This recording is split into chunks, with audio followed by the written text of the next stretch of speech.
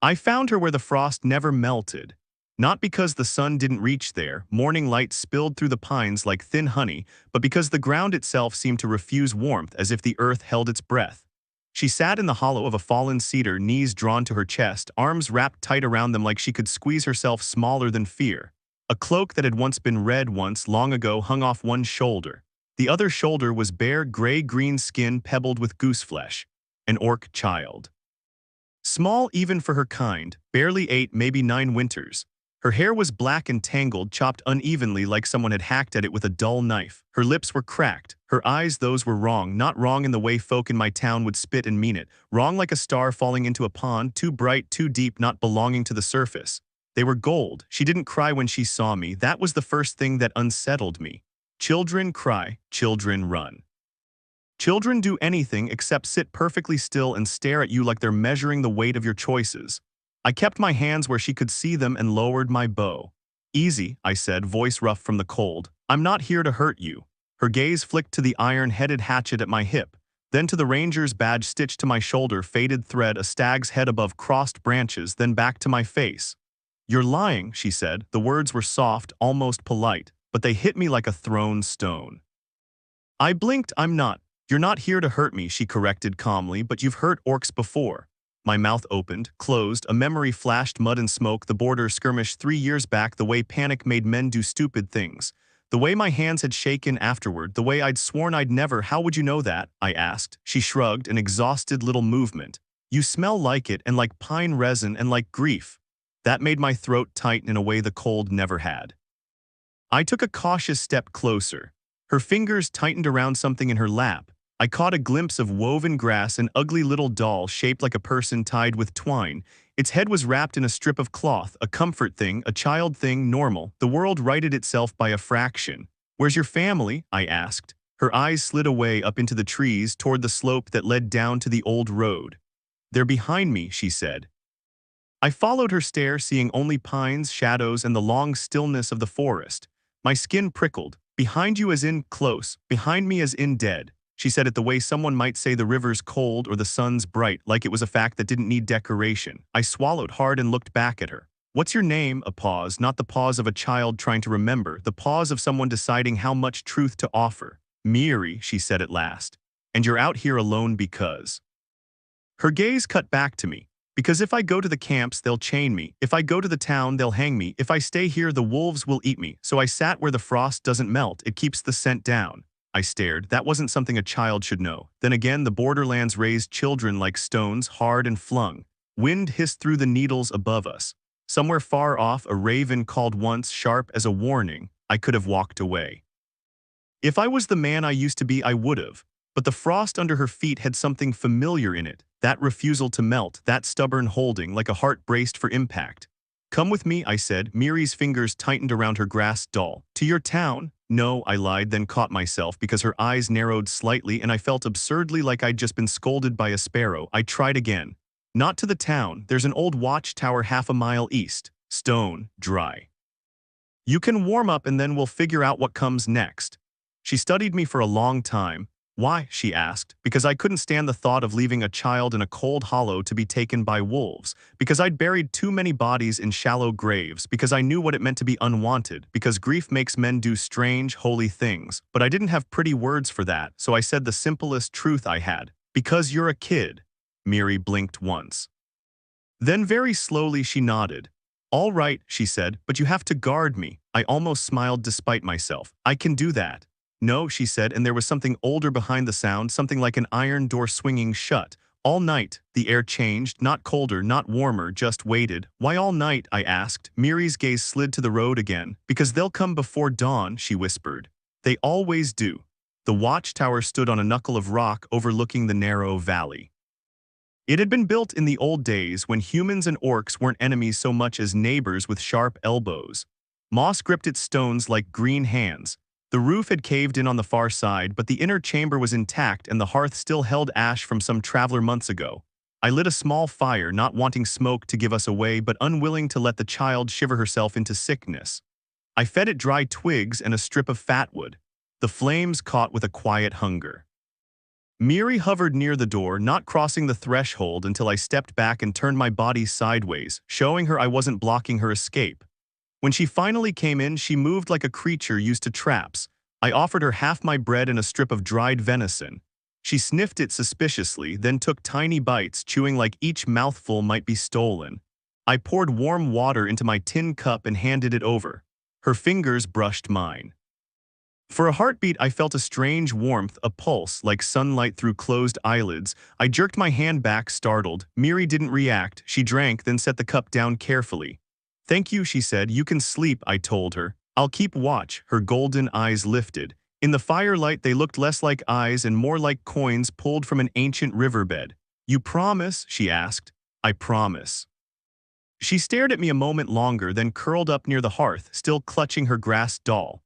I took position by the broken window slit, bow across my knees, and listened to the night. At first there was only forest sound, branches settling, wind moving like a slow creature through the pines, the distant rush of the river. My breath fogged the air. Then hours in, the sounds changed, not louder, not obvious, just wrong. The ravens stopped calling. Even the wind seemed to hesitate between gusts. Miri, half asleep, stirred and murmured something that didn't sound like any language I knew. Her fingers twitched, tracing a pattern in the ash by the hearth. I leaned closer without thinking. The ash moved under her fingertip, forming clean lines, a circle, a split, a hooked mark like a half moon. Runes. My stomach knotted. I'd seen marks like that carved into border stones, old pact stones, the elders called them, from a time when humans and orcs had sworn oaths instead of throwing spears. "Miri," I whispered. Her eyes opened instantly, too fast for a sleeping child. "Quiet," she breathed. Something thudded softly outside. I froze, bow lifting. A second thud, careful, deliberate, footsteps on stone, not wolves, men. I motioned Miri behind the hearth. She moved soundlessly, dragging the grass doll with her. I knocked an arrow and peered through the slit. Moonlight laid silver across the rocks. 3 figures moved at the edge of the tower's shadow. They wore dark cloaks. Their faces were covered with strips of cloth. One carried a lantern with its flame hooded. Another had a crossbow. The third held a chain. My throat went dry. Hunters, not the sort that brought pelts to market, the sort that brought heads. A whisper curled through the crack in the stone, barely sound, more like thought. "Come out, Ranger," a voice murmured. "We know you're in there." My heart hammered. They knew who I was. I didn't answer. The crossbowman shifted. The chain-bearer stepped forward, testing the door with a gloved hand. It was old oak, swollen from damp but still solid. "Open it," the voice said again, softer. "You don't want to get mixed up in this. She's cursed." I almost laughed, bitter. Everything in the Borderlands was cursed if you asked the right people. I swallowed and kept my voice steady. "Go home." A pause, then a low chuckle. "She's not yours to protect," the voice said. "She belongs to the Ledger." The Ledger. My blood chilled. That name had been whispered in taverns, always followed by crossed fingers and spit. An organization that kept order where law was weak, collecting debts, punishing monsters, selling stolen things in clean markets. Slavers, by another word. My fingers tightened around my bow. Behind me, Miri whispered, "Don't shoot." I glanced back, incredulous. Her face was pale in the firelight, her eyes wide but not with fear, more like urgency. "They want you to shoot," she whispered. "So they can say you attacked first." I ground my teeth. Outside, the chain rattled softly and the men circled, looking for a way in. I kept my arrow aimed at the door. "Leave," I said again, louder. "Last warning." The lantern shifted, casting a slice of light across the stone. The voice sighed, almost regretful. "All right," it said, "we'll take you too." The first bolt hit the window slit. Stone chips exploded inward. I flinched, the bolt thudding into the wall behind me. A second bolt followed, angling lower. They weren't trying to kill me outright, they were trying to force me away from the opening. I dropped to a crouch and rolled behind the thicker part of the wall, cursing under my breath. Miri didn't scream, she didn't cry, she stood. I saw it out of the corner of my eye, her small body rising, shoulders squaring in a way that had no business belonging to a child. "Miri," I hissed, "get down." She didn't. She stepped toward the hearth and reached into the ash, straight into the heat. I lurched forward, expecting her to burn, but her fingers didn't flinch. She drew out a coal like it was a pebble and held it in her palm. The coal glowed brighter, then steadied, as if obeying her. My breath caught. Outside, the men shouted something. I heard boots scrape stone. The door shuddered as someone threw their weight against it. Miri lifted the coal and whispered into it. The sound was not a word. It was a note, low and clear, like a bell submerged in water. The coal flared. Light spread across the floor in a thin line, racing outward from her feet like spilled sunrise. It traced the runes she'd drawn in ash earlier, but now the lines were molten gold, pulsing softly. My skin prickled head to toe. The door slammed again harder. The old hinges groaned. Miri's voice rose, still that strange singing speech. The golden lines brightened, and the watchtower answered. The stones under my boots vibrated as if waking from a long sleep. Dust fell from the ceiling. The air tasted suddenly like rain. Outside, a man cursed. Another yelled in panic. I risked a glance through the slit. The hunters had stopped. They stood staring at the tower like it had grown teeth, because it had. The moss on the stones was moving, peeling back in strips to reveal markings carved beneath, ancient and sharp. The markings glowed faintly, echoing the lines on the floor. Door old oak, cracked and warped, seemed to thicken. The grain tightened, swelling like muscle. Iron bands that hadn't been there a moment ago pushed up through the wood, dark as dried blood. The tower wasn't just a ruin, it was a lock, and Miri had the key. Back away, I whispered, awed despite myself. Miri's eyes met mine. For the first time, she looked afraid. Don't let them touch me, she whispered. If they touch me before dawn, they can bind me. Bind you? I repeated. Another crash hit the door. But this time it didn't shudder. It held like a fist braced for impact. Outside, the voice that had spoken earlier hissed, furious now. Which brat? It spat. Open or we burn you out. A lantern flame flickered closer. I smelled oil. My mind raced. If they set the tower on fire, the roof gap would feed it. We de-choke or roast. I looked at Miri. Can you keep it like this? She shook her head quickly. Not long, I'm small. Then we run, I said. Her lips trembled. They'll follow. Let them, I growled. I'll make them regret it. I shoved my supplies into my pack fast, clumsy, and tossed my spare cloak to Miri. She caught it, wrapping herself like she was disappearing inside fabric. I glanced at the rune lines on the floor. How do I? Miri stepped close and pressed 2 fingers to my wrist. A warm pulse, not heat, rightness, like a hand on the back steadying. Don't step on the lines, she whispered. They're listening, they'll remember you. I didn't understand, but I nodded. Outside, the hunters began stacking brush against the door. I drew my knife, then hesitated, then did the thing I never thought I'd do. I reached down and took Miri's hand. Her fingers were cold, but when I held them, they stopped shaking. We slipped out through the roof gap, climbing onto the outer ledge where the stone had collapsed. The night wind slapped my face. Below, lantern light bobbed as the hunters moved. We dropped quietly into the ferns on the far side and ran, not down the road, too obvious. Not toward town, too dangerous. We ran along the ridge where the pines were thick and the ground rose and fell like waves. Behind us, the watchtower glowed faintly, a golden heartbeat in the dark. Then flames licked up its side. The hunters had lit it anyway. My gut twisted. But as we ran, I glanced back and saw something that made my stride falter. The fire didn't spread. It crawled along the stone and then stopped, as if hitting an invisible wall. The glow from the runes brightened once like a warning. The hunters' shouts turned to screams. A gust of wind slammed through the trees, knocking branches, snuffing lanterns.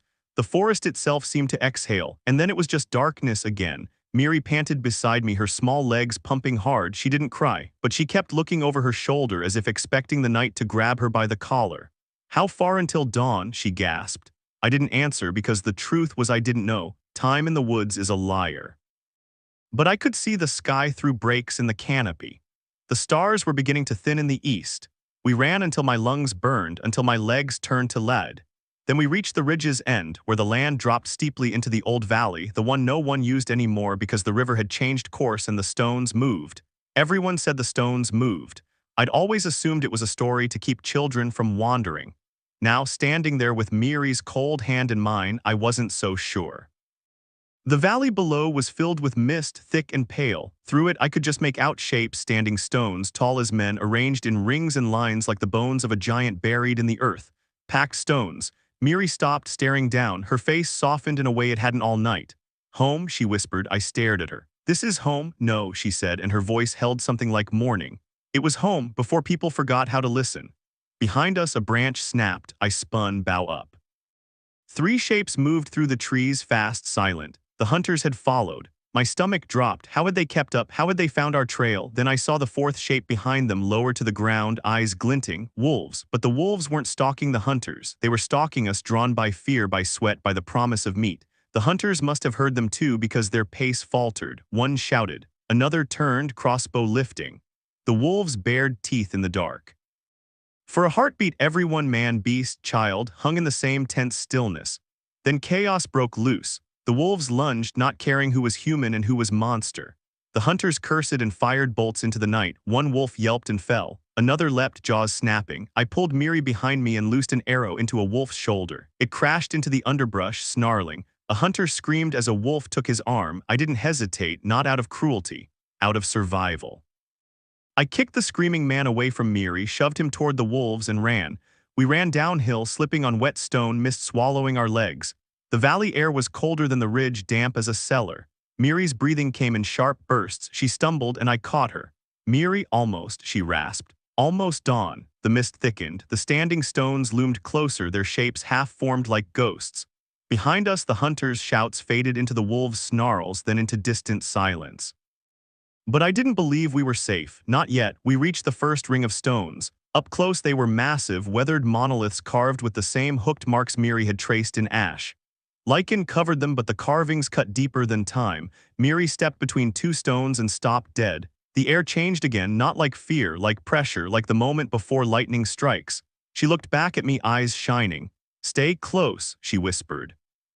"Always," I said, surprising myself with how much I meant it. She nodded once and raised her hand toward the largest stone in the center of the ring. Her palm hovered inches from the cold surface. Then she whispered that same note, the bell underwater sound. The stone answered. A line of light crawled up its face, tracing the carved marks. The mist around us began to spin slowly, like water circling a drain. My hair lifted on my arms. My teeth ached like I'd bitten tin. "Miri," I breathed. "What are you doing?" "Calling the morning," she said simply. "That's not SHH. The sky above the valley had gone a strange color, not black, not blue, like bruised violet. The eastern edge was paling, but not with normal dawn. It was too fast. The horizon brightened in a single breath, as if someone had pulled back a curtain. Light spilled into the valley, soft, gold, impossibly warm. And then I saw it. The trees around the stone ring moved, not swaying, bowing. The pines, tall and stubborn, bent their tops toward the stones like worshippers. Branches dipped low. Needles whispered. The mist fell away in sheets. The standing stones glowed, all of them now lines of old carvings lit as if filled with molten sunrise. My knees went weak. No fire, no trick of lanterns. This was the world changing its mind. Miri stood in the center of it, small as a candle, hand still raised. Her cloak slipped from one shoulder, revealing her skin. And on her chest, just below her collarbone, was a mark, an old scar shaped like the same hooked rune I'd seen on the stones. A brand, a keyhole. The light intensified, and for a heartbeat, Miri's shadow didn't fall behind her. It fell outward in a circle, touching each stone, connecting them like a web. I heard voices then, not in my ears, in my bones. Whispers of many tongues layered together, human, orc, and something older than either. They weren't words I could repeat, but I understood them anyway, the way you understand a song's sorrow even if you don't know the language. Oath, witness, truth. Miri's golden eyes rolled up toward the brightening sky. "It's here," she whispered. "The first light." My breath caught. The sun crested the ridge, except it didn't look like the sun. It looked like a door opening. Light poured through, and with it came a wave of seeing. The valley sharpened. Every blade of grass, every bead of dew. Every cut and bruise on my hands. And then in that light, the lies peeled away. I saw myself as the hunters must have seen me, tall, armed, dangerous. A man who could be twisted into a villain with a story and a rope. I saw the hunters as they truly were, not righteous men purging monsters, but desperate, greedy souls with chains in their hands and excuses in their mouths. And I saw Miri, not as orc or girl or problem. I saw her as a child carrying an ancient weight, a living hinge between worlds, hunted because her existence made other people's cruelty look ugly. The light touched her face, and for an instant her features shifted, not changing into something else but revealing what had always been there. Her tusks were small, yes, but the curve of her ears held a faint human line. Her brow was strong but soft with youth, her eyes gold like dawn itself. A mixed-blood child.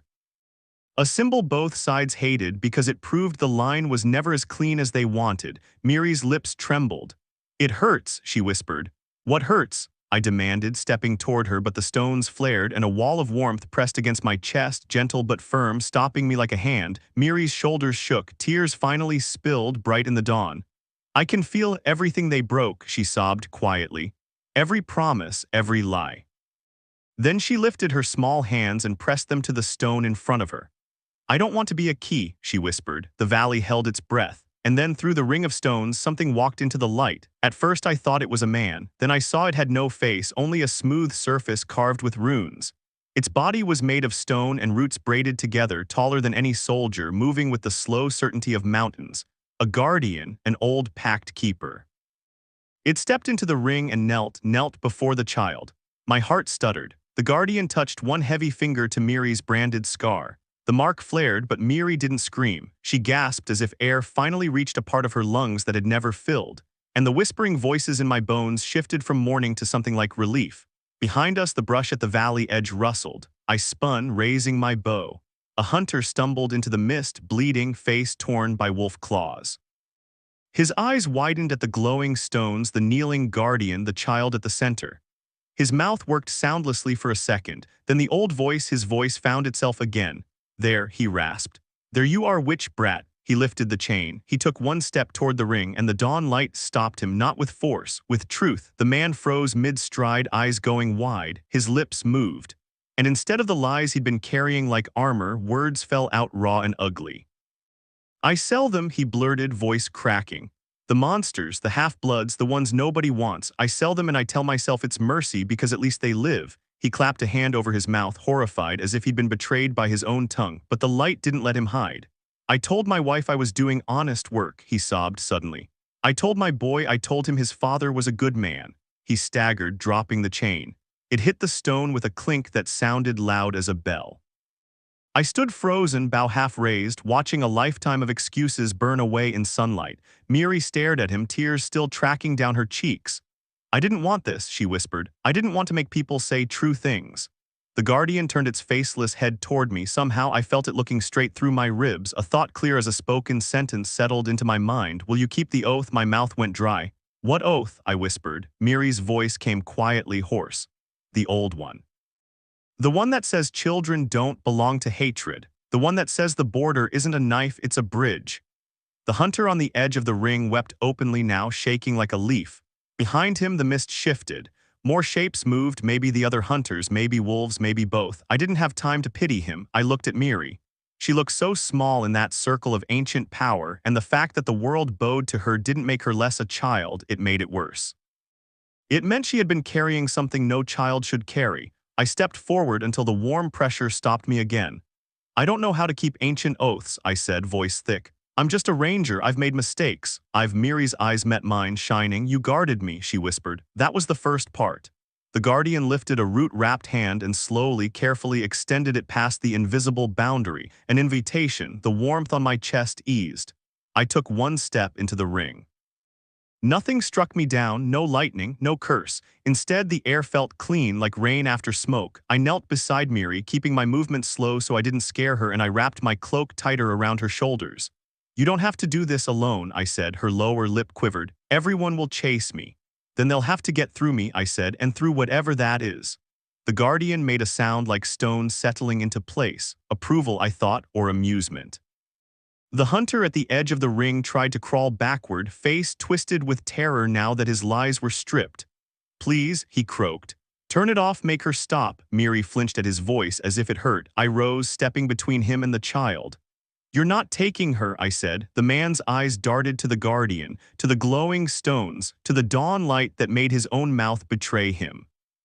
He looked like a man seeing the consequences of his life for the first time and realizing there was no door to run through. I'll die, he whispered. If I go back empty-handed, you should have thought of that before you brought chains, I snapped. Then, because I wasn't as hard as I wanted to be, I added, walk away, live with what you said. He shook, sobbing, then scrambled into the mist like a broken thing. The dawn light softened as if it had made its point. The trees slowly straightened. The stones dimmed, though their carved lines still held a faint glow like embers. Miri's knees buckled. I caught her before she hit the ground. She sagged against me, suddenly heavy with exhaustion. I'm sorry, she whispered. I didn't want to do magic. It's all right, I said, though my voice trembled. You did what you had to. Her eyes fluttered. Will you still guard me? I looked at the brightening sky, the valley that felt older than war, the guardian that still knelt like a silent promise. I thought of the town behind us, the rumors, the hatred. I thought of the child in my arms. Yes, I said, all day too if you want. A faint smile tugged at her mouth. Good, she murmured, because after dawn they come again, but different. What do you mean? I asked quickly, Miri's eyes closed. People who don't fear truth, she whispered. People who fear what truth will cost them. My grip tightened. The guardian rose, towering above us, and turned toward a narrow path between the stones I hadn't noticed before, like the valley itself was offering a hidden road. A bridge, not a knife. I shifted Miri in my arms, feeling her small breath against my neck. The sun climbed higher, warm and ordinary now, as if it hadn't just opened like a door. But I knew better. I'd witnessed something impossible at dawn. And in the borderlands, once you see the world bend for a child, you can't pretend it's only made for monsters and men. You have to decide what you're going to be. I started down the hidden path. Behind us, the standing stones watched. And ahead, the forest waited, listening.